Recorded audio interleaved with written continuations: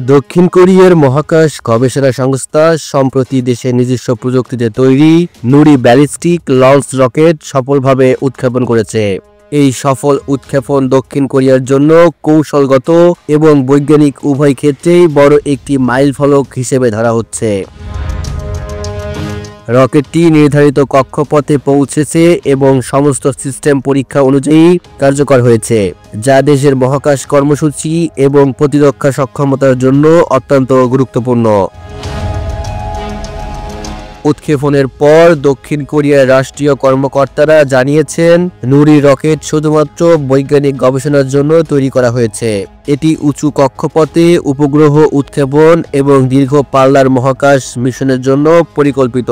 তবে সামরিক বিশ্লেষকরা বলছেন, এই ধরনের শক্তিশালী লঞ্চ প্রযুক্তি প্রয়োগের ক্ষমতা দক্ষিণ কোরিয়ার প্রতিরক্ষা সক্ষমতাকে অনেক বেড়ে দেবে। যুক্তরাষ্ট্র এই সফল উৎক্ষেপণের বিষয়টি ঘনিষ্ঠভাবে পর্যবেক্ষণ করছে। ওয়াশিংটন জানিয়েছে, তারা দক্ষিণ কোরিয়ার উৎক্ষেপণকে বৈজ্ঞানিক এবং প্রতিরক্ষা সক্ষমতার সম্প্রসারণের অংশ হিসেবে বিবেচনা করছে। তবে একই সঙ্গে যুক্তরাষ্ট্র সতর্ক করেছে, এমন কার্যক্রম আন্তর্জাতিক মান ও চুক্তির সঙ্গে সামঞ্জস্যপূর্ণ হতে হবে।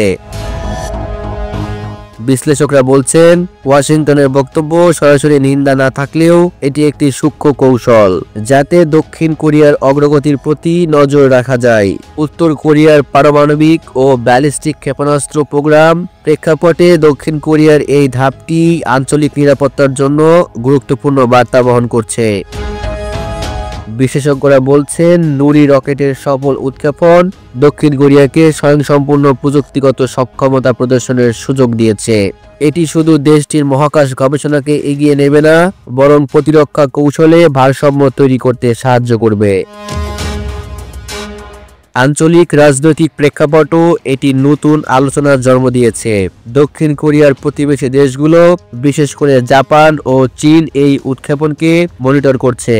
তারা চীনের এবং উত্তর কোরিয়ার সঙ্গে চলমান উত্তেজনা ও প্রতিযোগিতার প্রেক্ষিতে দক্ষিণ কোরিয়ার প্রযুক্তিগত অগ্রগতিকে গুরুত্ব দিচ্ছে।